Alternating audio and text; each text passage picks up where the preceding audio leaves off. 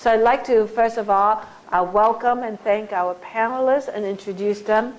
I want to draw your attention to the fact that their bios are in the packet, so I don't want to dwell long because they have interesting things to say. I just want to say to my right is James Diemer, Managing Director of Pace Global. Pace Global is a close friend of the Mendoza College of Business. CEO Tim Sutherland serves on the Business Advisory Board. Pace Global does a lot of work, and Jim himself is a participant of the EIL program, so we're proud of him.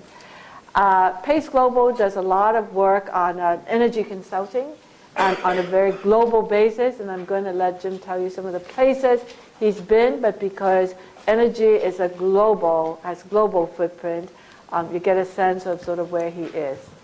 And to my left here is Ann Fierro. Ann is a founder of her own company also, Ann Fierro, and founder and principal of her group. And Ann is actually a lawyer by training from the University of Chicago. Does a lot of work in the area of antitrust and intellectual property, but she also is fluent in Russian and also has done a lot of business development work in Russia. So thank you for being with us here.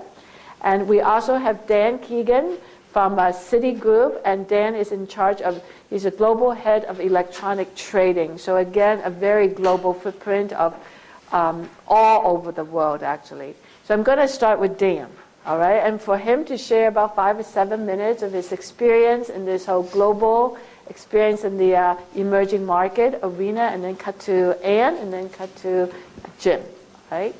Dan. Thank you. I think I'd be remiss if I didn't start by just commending our keynote.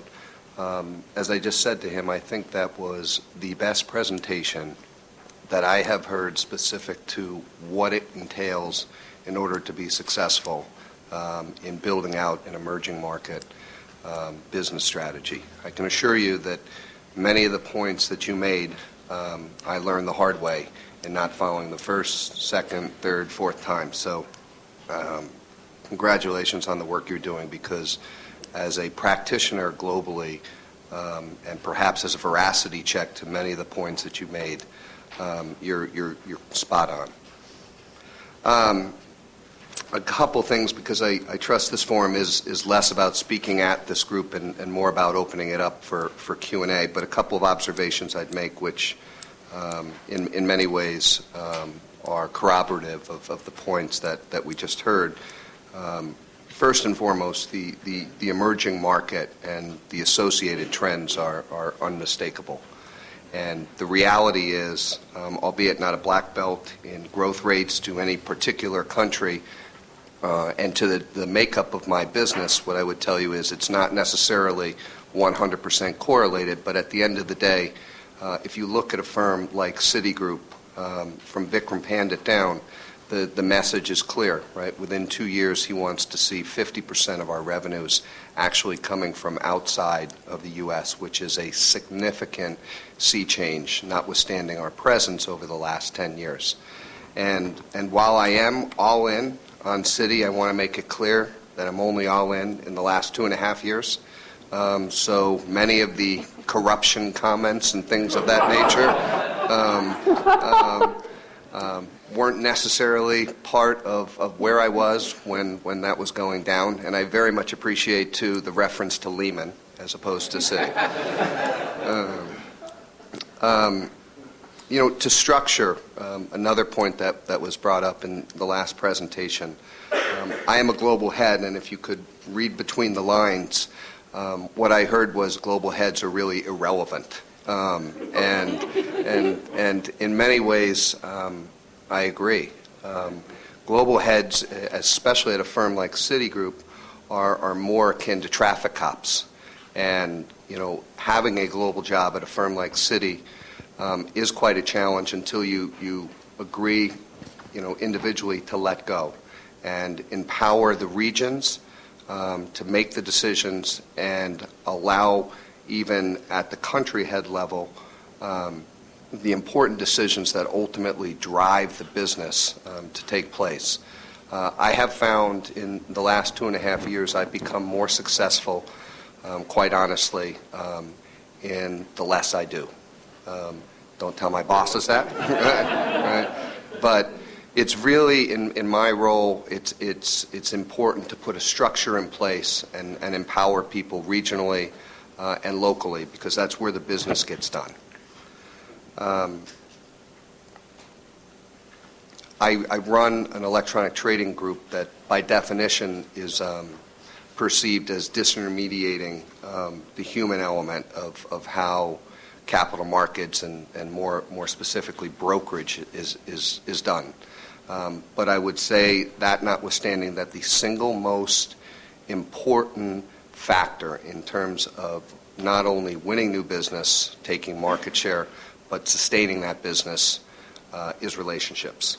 So it seems counterintuitive that an electronic trading head would speak to the value of relationships. But at the end of the day, irrespective of the business you're in, the field that you're looking to enter, it comes down to relationships. So for those that aren't focused on the importance of relationships, I would strongly encourage you to rethink that. Relationships, irrespective of what it is you're touching, are what ultimately separates the wheat from the chaff.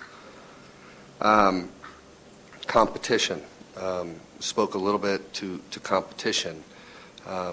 What I would tell you as I go from region to region and country to country, once again to corroborate something that was said, the fiercest competitors are in the local market. It surprised me. I have long since grown up in this business, fighting tooth and nail with Goldman Sachs and Morgan Stanley and JP Morgan. But spending a great deal of time in China, it is all the local banks in China that are constantly eating my lunch. And they are the ones that understand the social norms of that market. They have the relationships. And dare I say, in many instances, they're hungrier. And that's something that, coming from this culture, I never expected. But it's true, it's a reality. And specific to that, one of the ways to overcome it, I guess, is somewhat, reflective of a maxim: if you can't beat them, join them, right? So I spend a lot of my time learning employment law in those local markets and trying to recruit from those firms, because those are where the relationships reside. Those are where you have the deepest appreciation for the evolution in market microstructure, and those are where I continually get the biggest bang for my buck in terms of how it is I hire. In terms of how I build my businesses country by country, region by region, it is very much reflective of a 1-, 3-, and 5-year business plan. I think it's true if you look at the market as it exists today and the events in the Middle East, there is a big de-risking trade that's going on right now, out of emerging markets into developed markets. Obviously, the beneficiaries of that are the developed markets, even Japan, if you think about it in the context of Asia. If I was trying to chase to those capital flows that were referenced before, I would be moving resources all around. But the truth is, if you want to be in the business, you have to be in the business, and you have to continue to invest back against the business, irrespective of the macro trends in the short term. There is a lot of hot money, and sometimes you just have to close your eyes and invest through it. Retaining talent. I'm not handing out BMWs, but I can tell you I'm writing some pretty big checks to people in markets that I am constantly questioned as to why I'm writing those checks. The size of that market versus, let's say, the U.S. pales in comparison. But my message to senior management is I'm paying a growth multiple, and very, very much in line with Anad's comments. There's a supply and demand imbalance, and it is very, very hard not only to recruit but to retain the most talented people in those markets. That's an investment. That's no different than the investment you're making in technology and product in general. Once again, this business starts and ends with relationships. So if you don't invest back against your people, you'll be in one day, out the next. Why don't I leave it at that? Great, Dan. Thanks so much. That was great.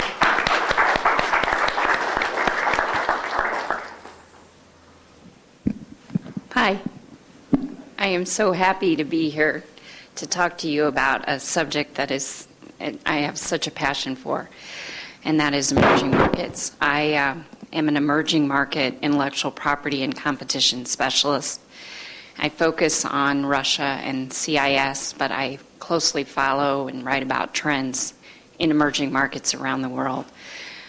My nutshell philosophy is to keep pace with the absolutely staggering change that's going on.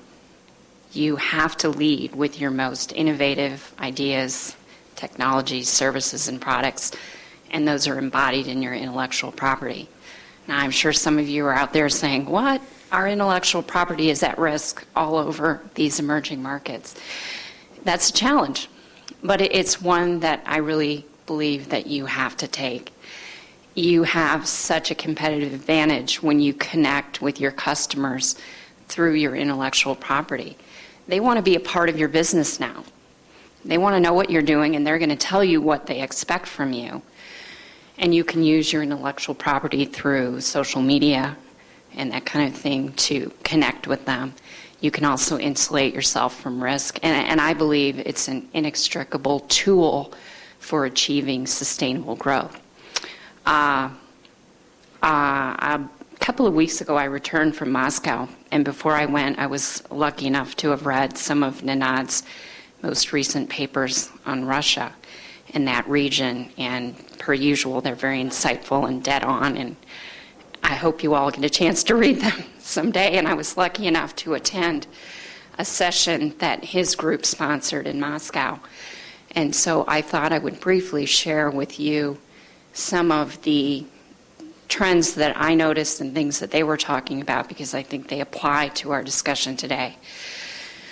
And I think they bear not just on Russia, but the rest of the world.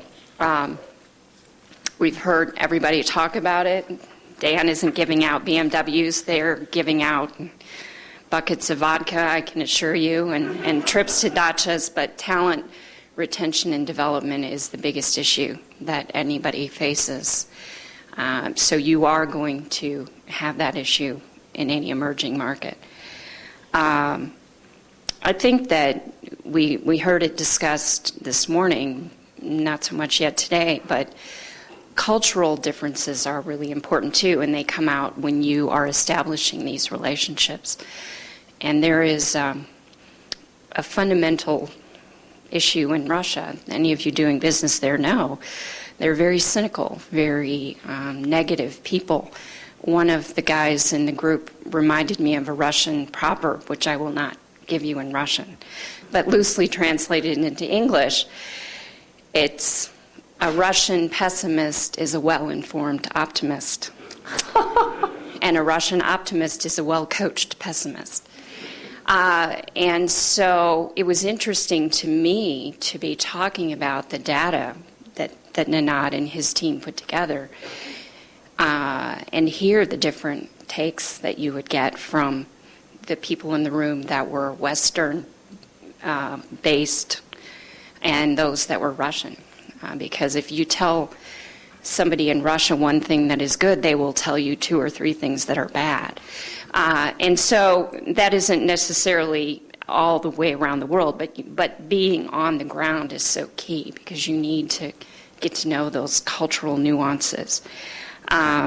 Another thing that I think is an issue, and you probably see it not just in Russia, and that is corruption. I think a lot of people in this country, and I feel like I'm not only a cheerleader for IP, but also for Russia, they do have really great opportunities. I think a lot of people in this country perceive them as a very corrupt nation and crazy deals that you have to engage in, and there is some of that going on. But almost everybody that I spoke with and that I'm in contact with there tells me it's not the worst that they face around the world, which isn't to say it's great. There's also a really interesting development in Russia in the last couple of months. An agency, Jim's probably familiar with them, the Federal Anti-Monopoly Service, FAS, which deals a lot with energy. They're a very well-respected agency, probably of all the government agencies in Russia, the one that is the most efficiently run, the most modern, the most current. And they've been tasked with dealing with corruption by Putin. And if I were looking to go in there, or if I were there, I would find that to be a very reassuring development. Another thing that I found quite interesting is that Russians don't want to listen to other Russians about business pointers or expertise. They want to hear from you. If you want to go in and have somebody give a talk in Russian, they don't want to hear it. Because if you have something to say in Russian, you probably don't know what you're talking about. They want it translated into Russian after you've given it in English. But that represents an opportunity for a lot of you. I don't know how long that'll last. You've seen that trend probably shift, and it is really no longer the case in China, where they're now starting to say, hey, we know more about things than you do. But that's a unique opportunity for those of you looking at emerging markets to engage, and knowledge spillover isn't just a one-way street anymore. It goes both ways. So I will turn it over to Jim. Thank you. Thank you, and thanks a lot. Jim. Thank you. I'll give you a little bit of background on PACE Global Energy Services and then some of my experiences in the emerging markets. We're about a 200-person consulting firm that is exclusively focused on energy. So we support the management of energy around the world for many Fortune 500 type companies, and we also advise them. And a lot of the advice we give is business strategy related, often how you go into new markets. And it's interesting, on the panel this morning, I have to excuse myself, I forget the gentleman's name, but he's the person who manages your endowment. Scott, right, mentioned that the endowment is diversified and it's about 60% domestic and 40% international. Well, as a company, we are and have been for a good decade now, about 60% of our business is domestic, 40% is international. And then similar to Notre Dame, about half of that international 40% is in emerging markets and the other half is in more of the developed markets. So we see a lot. We've been in over probably about, I think, close to 70 countries over the last decade. We're active in about 18 as we speak. And interesting, some of the lessons learned here and the talk this morning was of keen interest to me because I've recently become responsible. I guess I'm a global head now as well. Since January, I head our consulting practice, and so both our London and Moscow offices now report into me. And I'm challenged by that because if I look at our business internationally, that 40%, for the 14 years I've been with the company, it is generally we ride on the coattails of a domestic company that takes us overseas. And we have offices in London and Moscow, but where we have been most successful is in Russia. And as I reflect on that and the comments that I heard this morning, there are a couple of reasons for that. One is, in fact, the head of our Russian office is a Mendoza graduate, Armin Badalov, who I believe was on campus just a few weeks ago. He has a tremendous amount of control. We have granted him a huge amount of control over in that office. And then, so there is a lot of local control, particularly relative to our London office, where we have not done that. And then the other thing is it's the time and the focus and the relationships. And our CEO spends most of his time when he is not in Fairfax, Virginia, which is our headquarters, where he spends, I think this year, less than 20% of his time has been there. So he's very externally focused. Most of that is in Russia.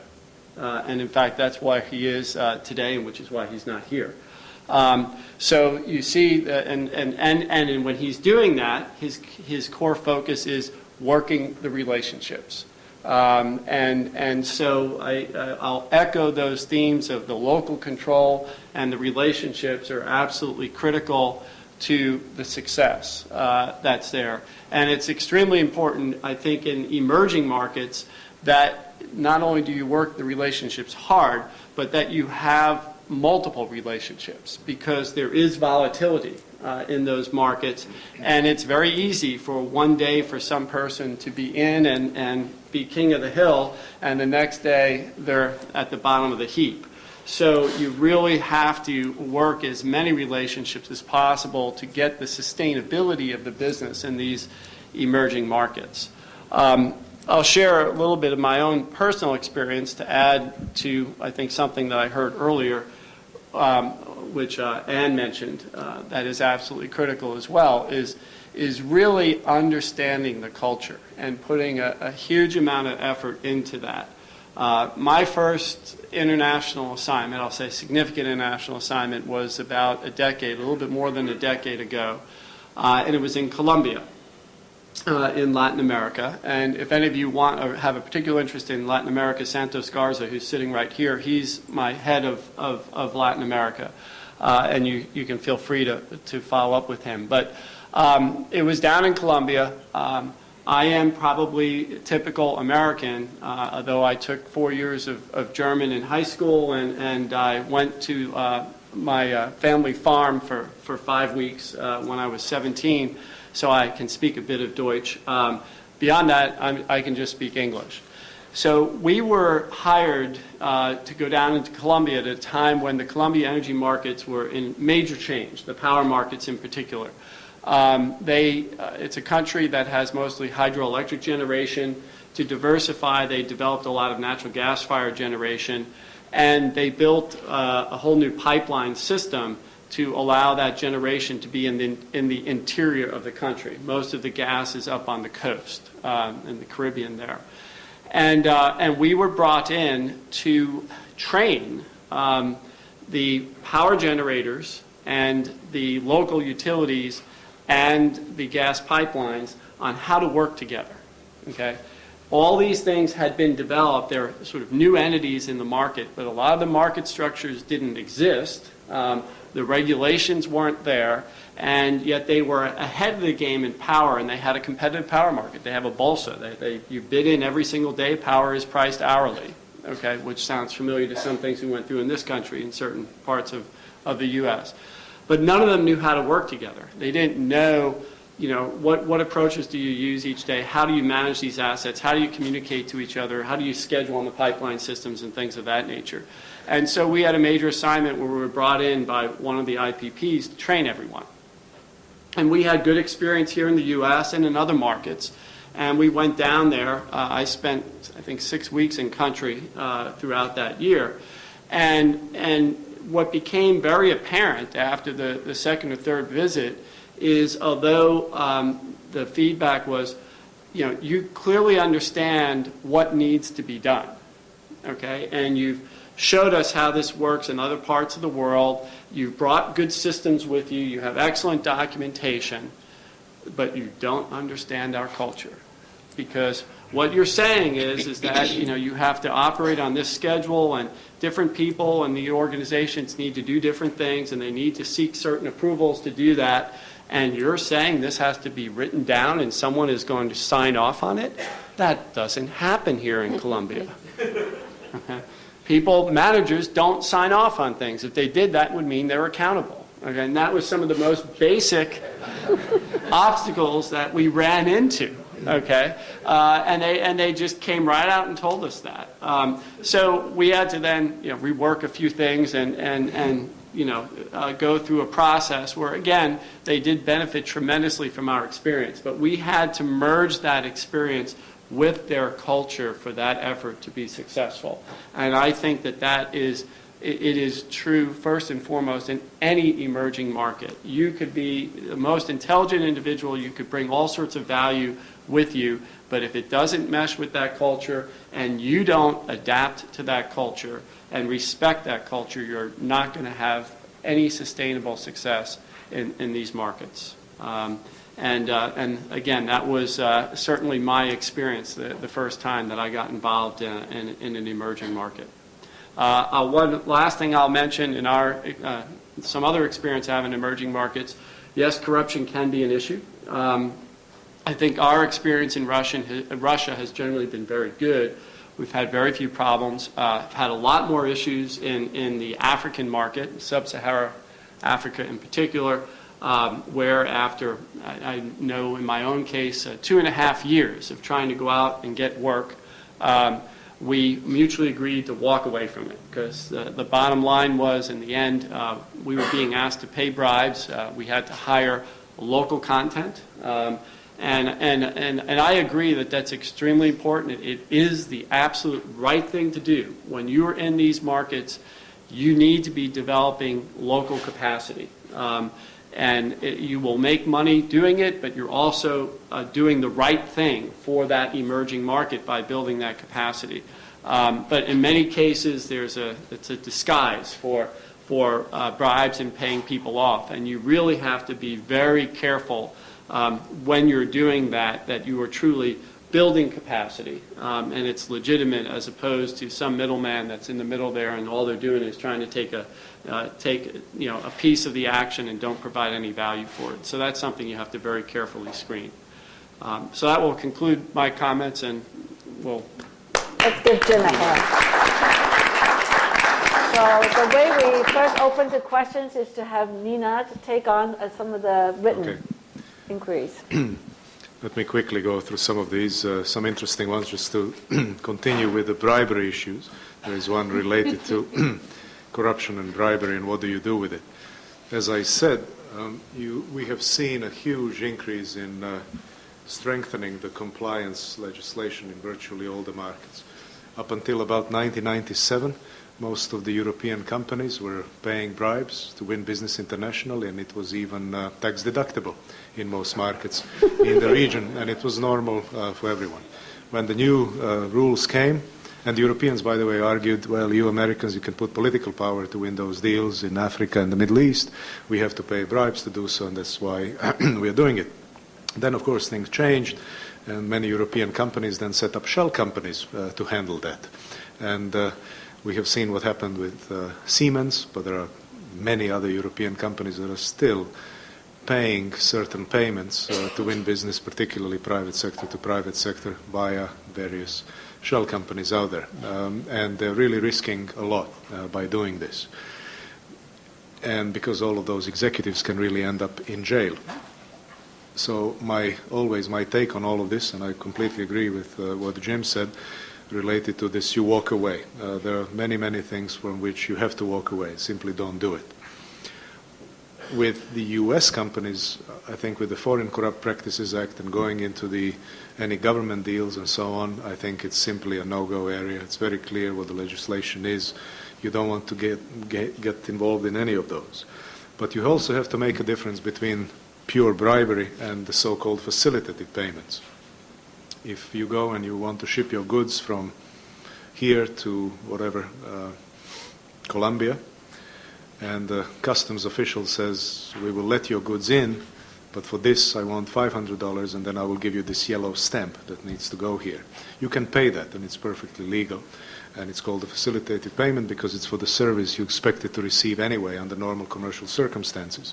But you have to inform everyone, tell your bosses, do the report, inform the embassy at what time you do this, and so forth. So I think compliance, you have to be extremely careful these days because some of the jail sentences are very long, and you don't want to do anything along those lines. So I think some companies are still risking a lot, by the way, with sort of playing the hands-off game and saying distributors will handle all of these things for us.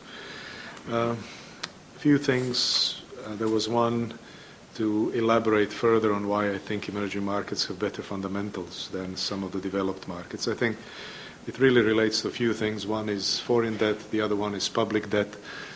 current account deficit or surplus, budget deficit, the size of reserves. And when you look at all of those items, you realize that, as I said, many of those developing markets are in a better shape. In the last 12 months, what is the biggest change you have observed in the way that CEOs of successful multinationals are adjusting to the realities and leading effectively? Perhaps the biggest change is really the realization that the only way you can survive in the next few years, you have to play that game internationally in such a way that it must be built in a sustainable way. And people have gone out, the CEOs are traveling more, they're going out and spending huge disproportionate amount of time, like Jim's CEO, out in the market, developing relationships. And I think many CEOs are turning from internally oriented CEOs to more externally oriented, and I think this is a good thing for some of those. A few things on outsourcing. There's another one which is interesting, any specific industries that are better positioned than others to capitalize on developing markets. I think it's really across the board, to be perfectly honest. I think you look around and you see infrastructure development in many places will really be booming. Even in Eastern Europe, which is highly indebted, EU funding is going in for roads and all of this. Consumer goods companies will do well. Anything related to B2B, IT companies. Perhaps I think pharmaceutical companies and healthcare devices will struggle a little more, I think, especially as some of those governments are prioritizing spending to other things, not necessarily healthcare. So this is a bit, maybe a bit more of a question mark. But other than that, I think there are opportunities in almost everything you can find. And then there are two issues. One is related to what are your thoughts on the outlook for outsourcing services, processes to emerging markets. I think a lot of companies are now rethinking this, by the way. And as they have gone into sort of these very remote areas and then have burned their fingers to some extent, where some of the customer-facing things have really gone completely wrong, where you have a shared service center somewhere run, outsourced to somebody, and they write nasty letters to your big clients who don't pay on time, and you lose business and the relationship because some junior person who is, maybe just a temp is just looking, these are the clients who didn't pay, and let's write them this nasty letter. And so we had a lot of those examples, and I think companies are much more careful not to destroy the relationships by simply looking at the cost only in the whole relationship. And the last question was, in this country, as Wisconsin demonstrates, there is increasing concern on the part of unions about outsourcing and the loss of American jobs. How do CEOs reconcile the need to address these concerns with recommendations, et cetera, et cetera? I think it's inevitable that companies will keep moving their manufacturing to other cheaper locations. It's very clear that this is going to continue, and I don't think anybody is losing much sleep on this. And the competition globally is so fierce that there is absolutely no choice for many companies but to simply seek cheaper locations. At the same time, maybe some of the high value-added manufacturing should be staying in the local market here in the United States. And as Shep Hill was saying this morning from Boeing, I think it really goes to the issue of is the education system here functioning properly? And in his words this morning, no, it isn't. It's not really preparing people for these high-tech jobs, and we cannot compete simply on low wages with the rest. So the way to start and try and stop some of this outsourcing of manufacturing positions to other places is actually move up the value chain, which is some of what some of the European countries are doing these days in Scandinavia and other places where the education is the key thing. And by the way, I think on education, I think everyone should simply copy Finland. And that's about it, and simply cut and paste the way what they are doing with the primary schools, secondary schools, and not even have any debates about it at all. So just a closing point on this. But any other questions, please? Can you elucidate a bit on Finland education, since you make that tantalizing point? Yeah, it's a primary, secondary school education, and you probably know this. They're always ranked number one in all these rankings. As they do testing around the world with Asian economies, US, West Europe, and so on. They keep being number one and number one. And I actually chaired the meeting with the Prime Minister of Finland a few years ago in Helsinki, where he said, in a meeting with multinational companies, and he said, there are three big things that we are focusing on for the next 10 years, and that's education, education, and education. And what they're doing is if you're a primary school teacher, it's one of the most prestigious professions you can have in the country. It's extremely well paid, and the status in the society is incredible.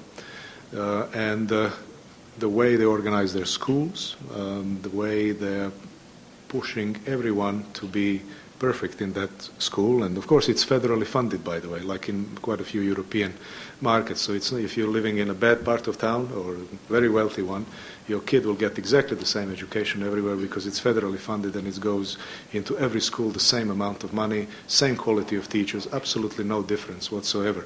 And nobody goes to private schools, by the way, because everything is free. That's another thing in all of this. So it's all free education for everyone, and it's top quality as well.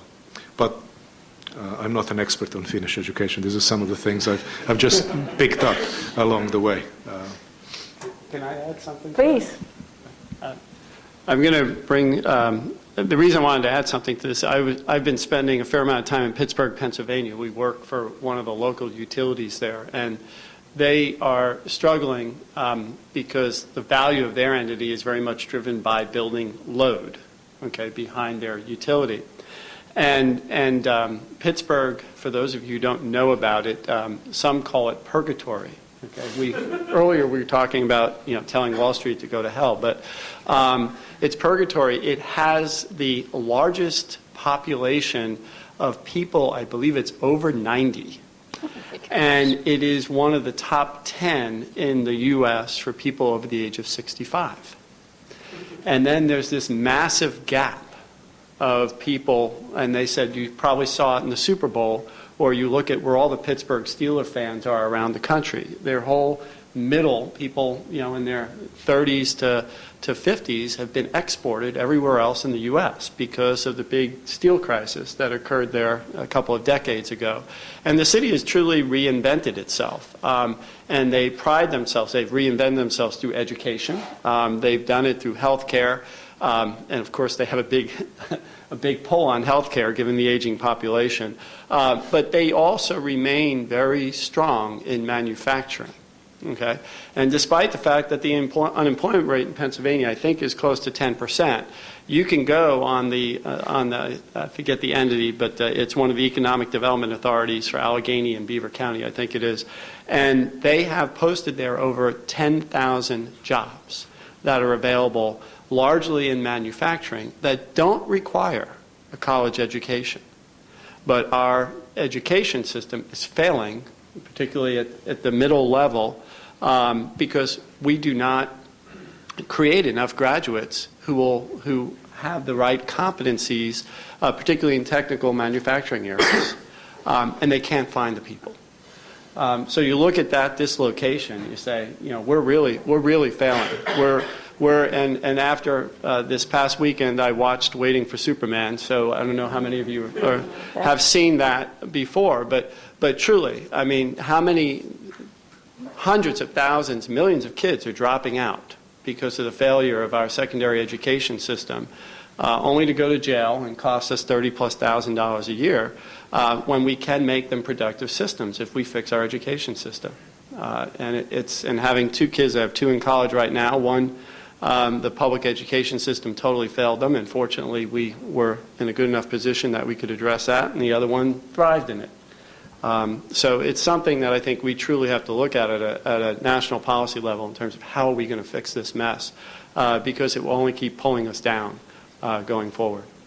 Thank you. We're now open to the floor. Your questions? Yep, Leo. Anat, you mentioned that there were maybe 700 companies in China that are thinking of going global and have a lot of government support.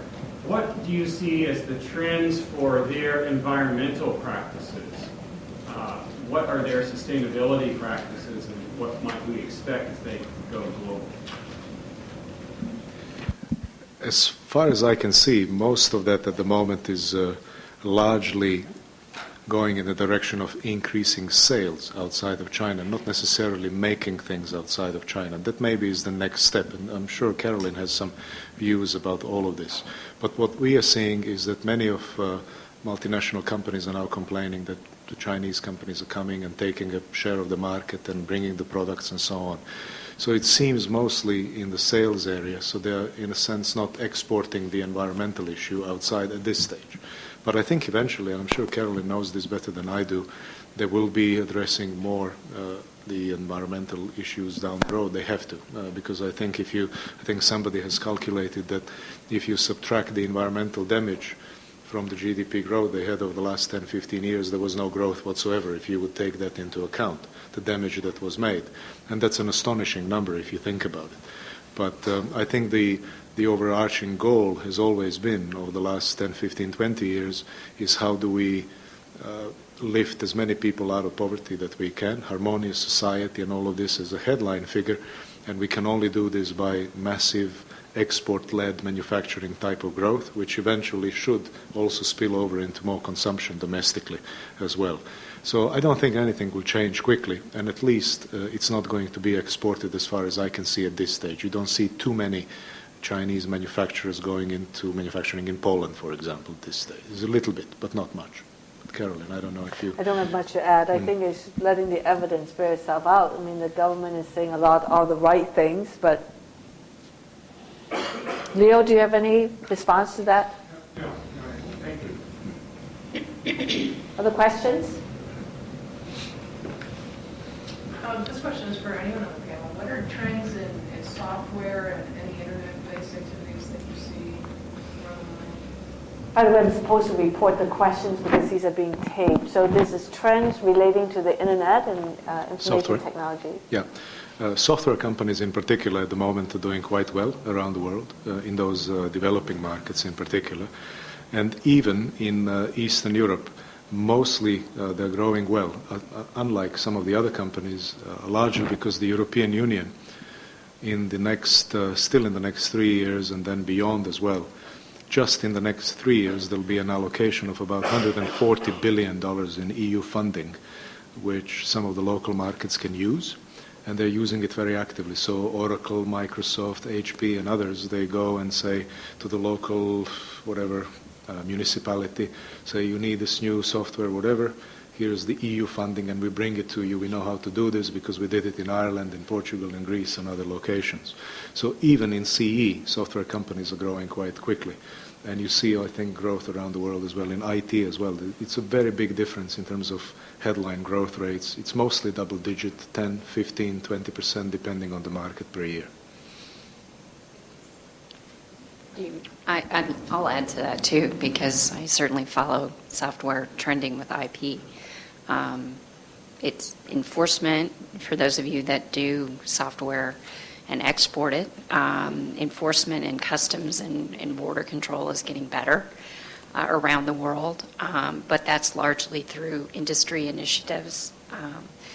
And I think that will be a trend that continues, that industries are going to get more involved in working with these local customs agents. But I think there's some interesting trends in the law, too.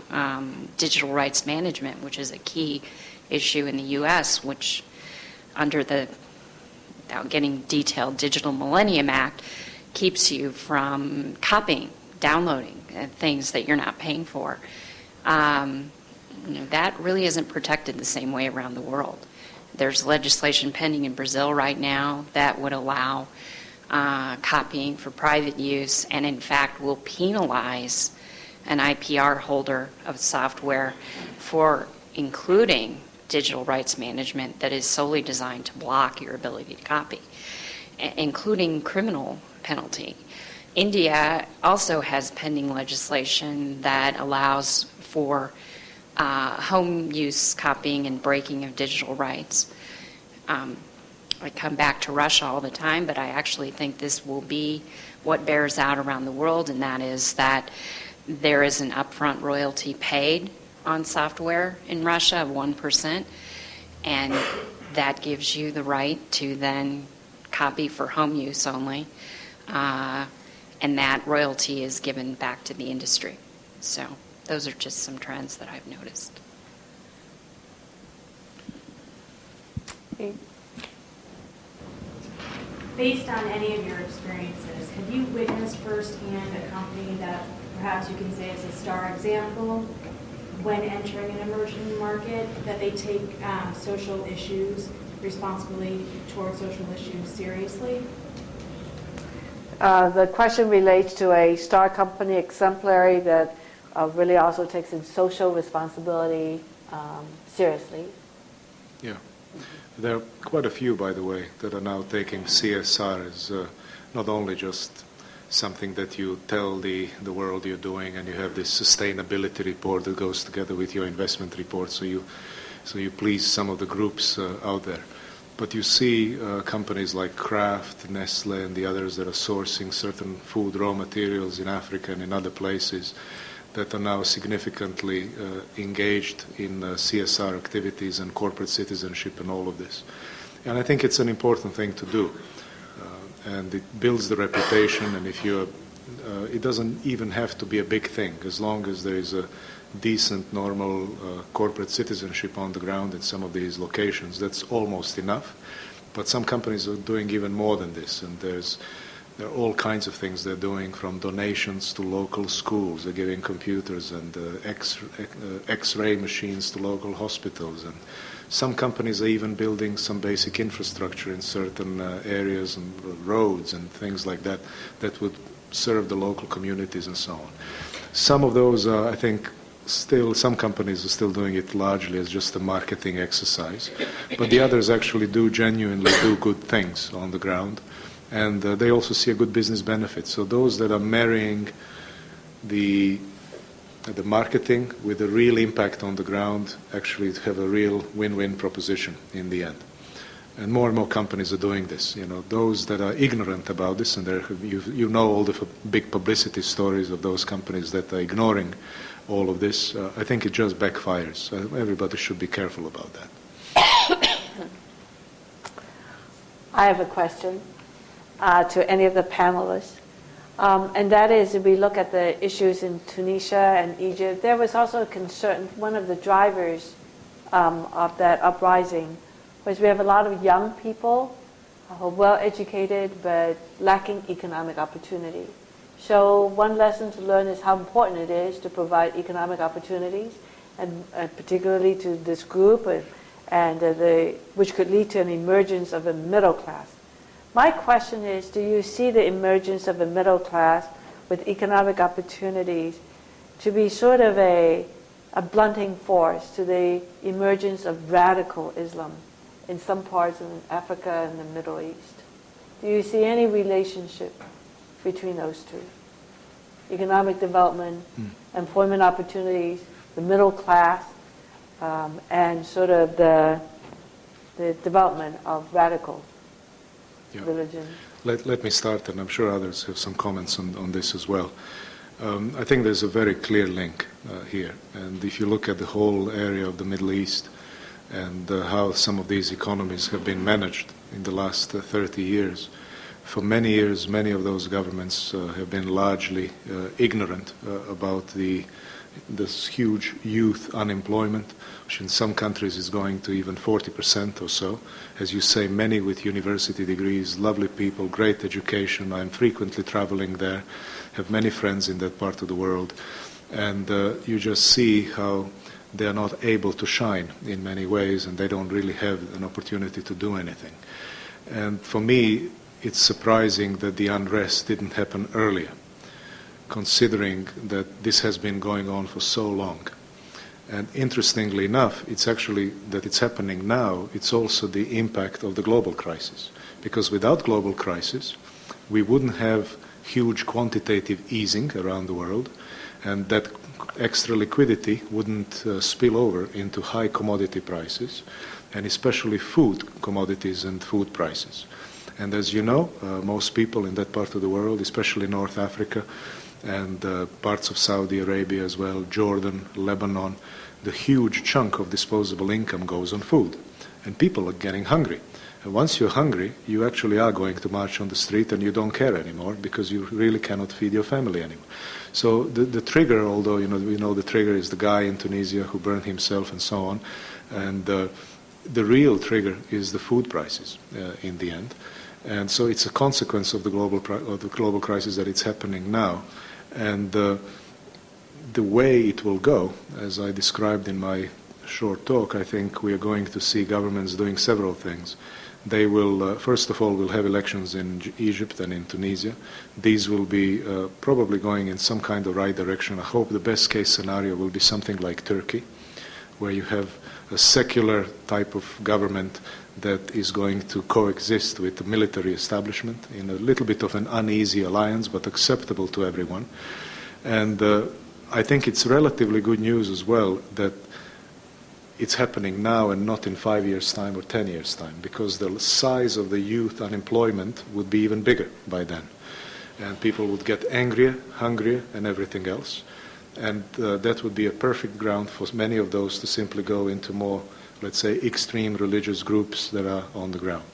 I think many of the religious groups at the moment, the Muslim Brotherhood and so on, I'm not worried about them being extremist in any way. So I think it's a lot of misconceptions in the West and too many fears about this. I think most of them simply want normal life for the people, so they have enough to eat, and good education for their kids, safety and security on the streets, and all of those things. So the sooner it moves to democracy, the better it is, I think, because at the end of the day, it will be good for economic development, and hopefully then it will start addressing some of those huge inequalities that have been taking place in some of those countries.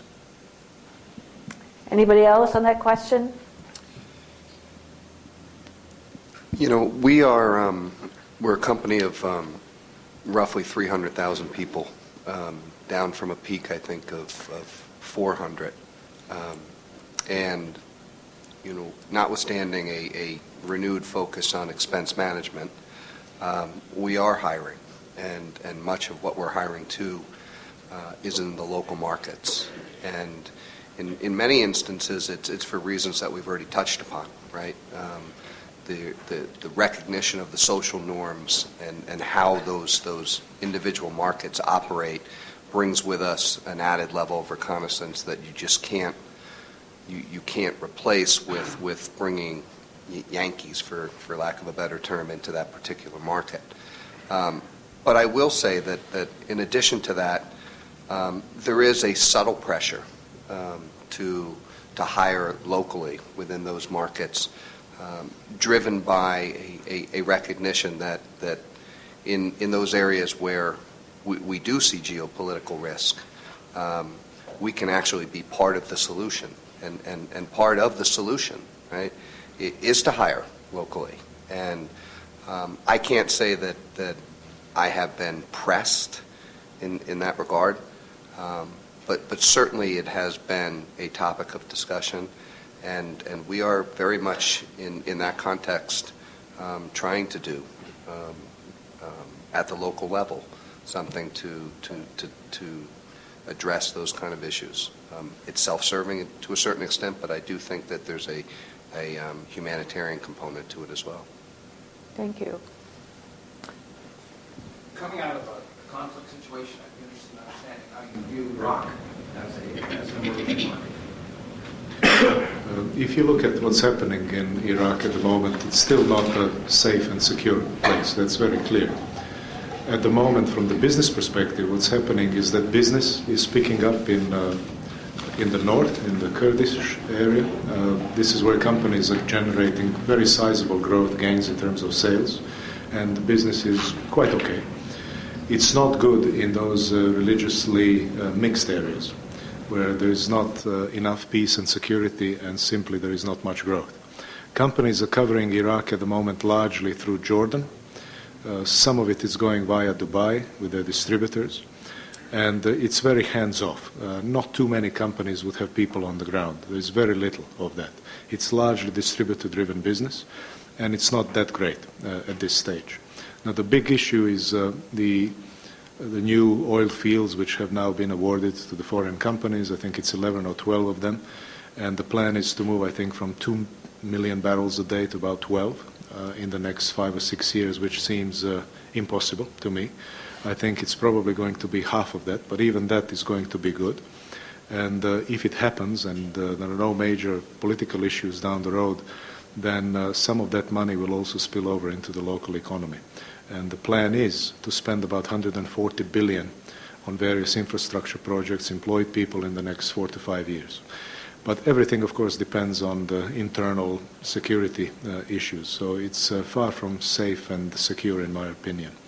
But most multinationals are doing something there at this stage, selling at arm's length largely.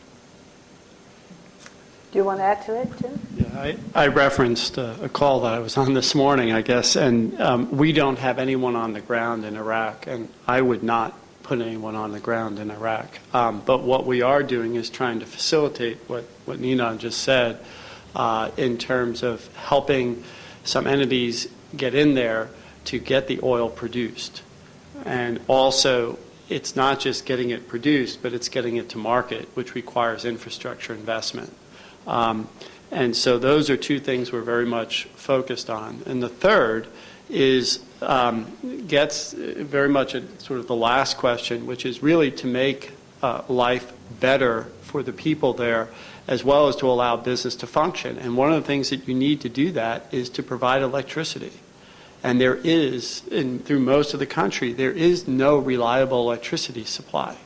And so one of the other things we're trying to facilitate is the government is interested in getting a whole bunch of distributed generation on the ground just to make the grid reliable. Okay?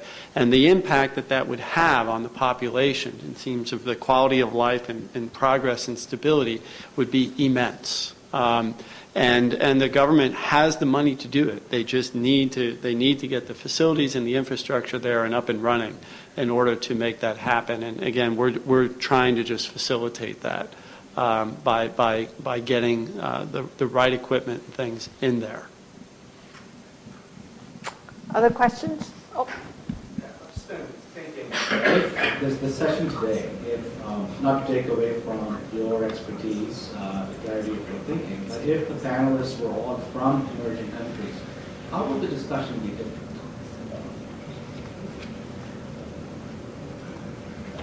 If you care to venture, if it would be different at all. I think it would be different if a Russian were sitting here instead of me, for sure. Great question. They'd be telling you how dire things were, and I think that, again, for those of us that have worked in emerging markets, and I've been dealing with them in some capacity for 20 years, you see a different perspective. But I think that they would be echoing the things.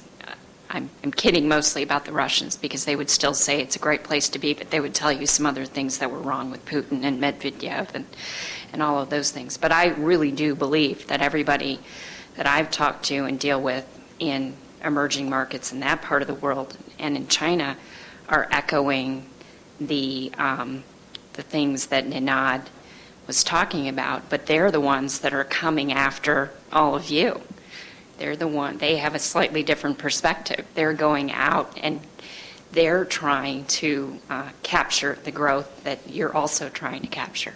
So they might be looking at it slightly differently from south-south, what they've typically done to taking over and going to the north. So I think the fundamentals are there because it works for everybody and it's working for them, and that's why local competition is so strong. They're doing all the things that Ninad is telling you to do. But their perspective would be, we're now coming after you, I think. And they're knocking, and they're right behind you.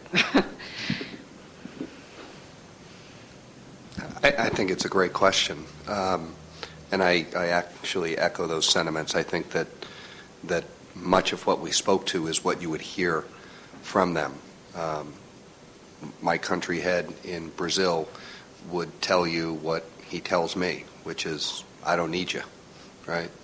Give me what I need in terms of resources, and empower me to make local decisions because I'm better adept and more in touch with the market and the trends in the market to make those educated decisions. I think it's all about local empowerment, and I think if they were here, that's what they would tell you. In my particular business, believe that whether it's China or Brazil, right, the latter being very much a call option on everything that China is short are coming, right? And I am fighting with them locally as competitors, but in a world of co-opetition, right, your competitor in a particular market is your partner in another. I guess I would also echo another sentiment that Nanad said, that Citi has fallen, I think, victim to, historically, and that's this love affair with JVs. I loathe JVs and have, in many instances, in a very short period of time, tried to unwind JVs globally. I don't want to get into the messiness of doing that, but I think if you're going to compete, you compete as a firm and you compete locally, not through a partner, but based on your own DNA. That's the way to invest back against your business and establish a culture. So, slightly an aside, but I do think that while I'm not an emerging market guy, right? I'm a global guy, maybe not for long. They would say the same thing. They would echo that sentiment. Maybe just an additional comment, and I agree with everything they said.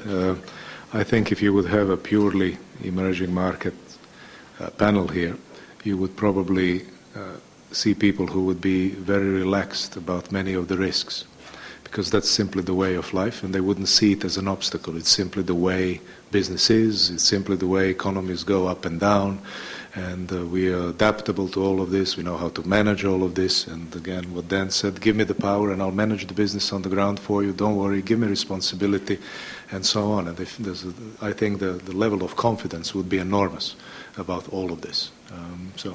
Yeah, and I absolutely echo that. The other thing I would add is a lot of times before we get hired in these markets, they'll sit down with you and you'll hear the horror stories. And I think that you would have had more of that added here, where if there was a local person out of an emerging market, they would probably share with you some of their past experiences, the vast majority of which would have been pretty poor.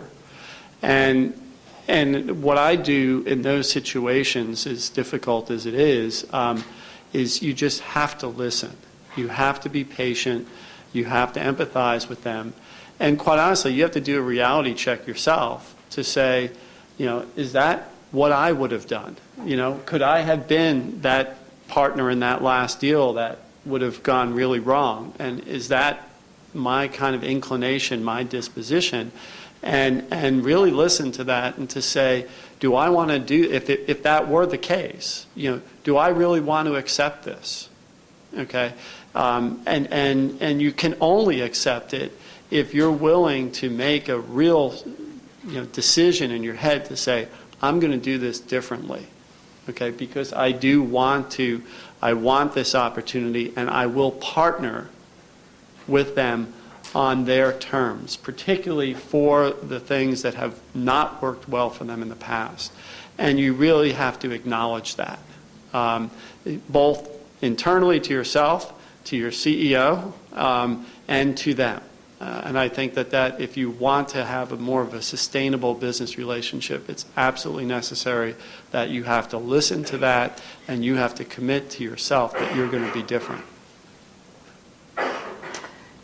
So, one more question? Okay, David, two more questions. So far, I've heard you guys use the country as the categorization for emerging market. My question to you is, have you noticed or observed any difference when you're dealing with a government-owned business versus a truly private-owned business in these emerging markets? Do you feel one is easier to deal with, or there's no such thing as true private market? I think others have a comment on this, but I think it is more difficult, I think, on aggregate to deal with governments. There is always a financial issue, getting things done and selling something to the government, whether this is IT equipment or whatever it is, usually takes a long time to get approvals and do everything and so on. Then there is another thing, is that some of the you make an agreement with a top official, and then he's replaced or he's gone. And you spend months negotiating with some people, and they all go and work for the private sector later on. So that volatility and the lack of funding seems to be always a bit more of a complicated issue, and this is why many companies are putting more of the government relations people on the ground to make sure that they know not only the people at the top, but also maybe a few of those, let's say, more technical people in different ministries who are hanging around and surviving politically for an extended period of time.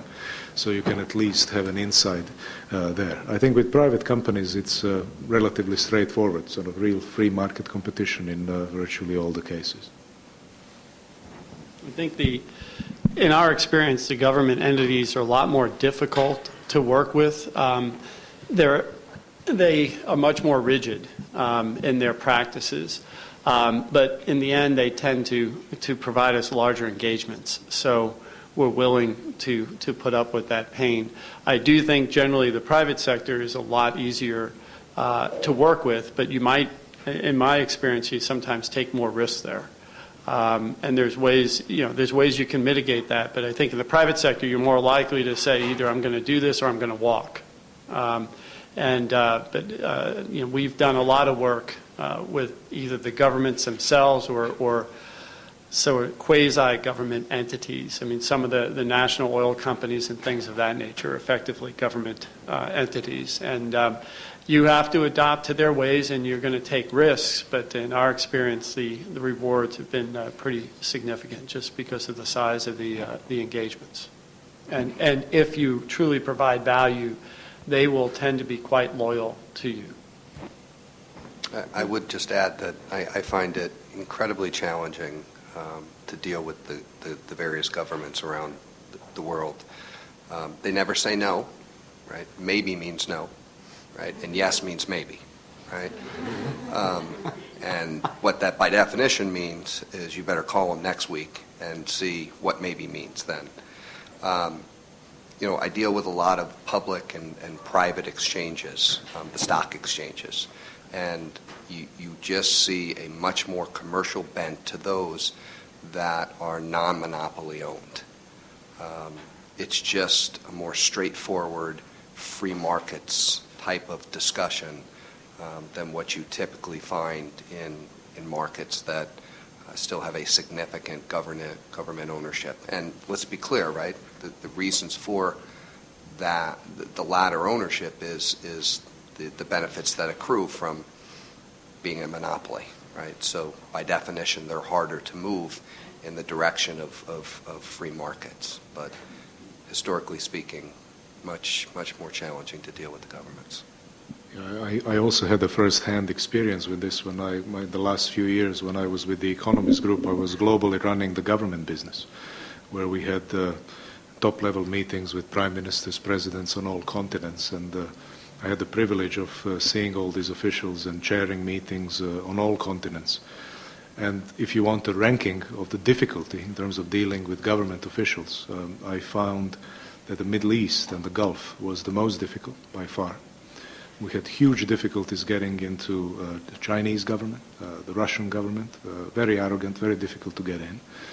And we found Latin America quite easy, most Central and Eastern Europe relatively easy as well, and even many African markets relatively accessible as well. But I would single out Middle East, China, and Russia, where we really struggled, and we had a large team of government relations people and so on. It was hard. And I think that also many of my clients in the consulting space, also from my consultancy hat, would echo that as well. One more question. Do you find that the U.S. corporations don't really maybe have the stomach to go into the emerging markets because of the pace? We like things done now and fast, and when you're going into some of these countries, you're dealing with so many layers and so many decisions that it might take what normally would happen in months here, years. Yeah, I think it's a good point, and I think it really has to do with the mindset. And I think that change of the total perception and perspective of the world needs to take place in those companies in the U.S. that want to go global, that want to do more internationally, ultimately survive. because some of the other bigger players will grab them eventually. I think the easiest way to change that perspective is to get those senior executives in those companies at least hop on the corporate jet or whatever they have and have them tour the world for a couple of months to see what's out there, what the opportunities are in different locations, go and talk to potential customers, see what's going on, the pace and speed, so they see it. Once you see it and feel it, everything changes. The perspective really changes fundamentally and profoundly. I just want to close this session at this time. I just want to add one little comment before I thank the panelists and give them the present. I don't think we've actually talked about this or mentioned this at all, but one of the most important export of America, the USA, to developing countries, emerging markets, is actually civil society. What you see a major difference in a lot of countries, in India, China, Latin America, and so on, is really this whole growth of this third sector of not-for-profits and NGOs and organizations to have rights and to have a voice. So it's just a good sort of sometimes thing to remember that. We may have exported a lot of bad music and promiscuous television, but along the way, with some of the good things that we have also exported is sort of this sense of the voice of the people through NGOs. And at this point, I have presents, a gift, small mementos about Notre Dame to each of these speakers, and also books which is signed by Ninette for our panelists. And so please give a big hand to Ninette, to Jim, to Anne, to Dana.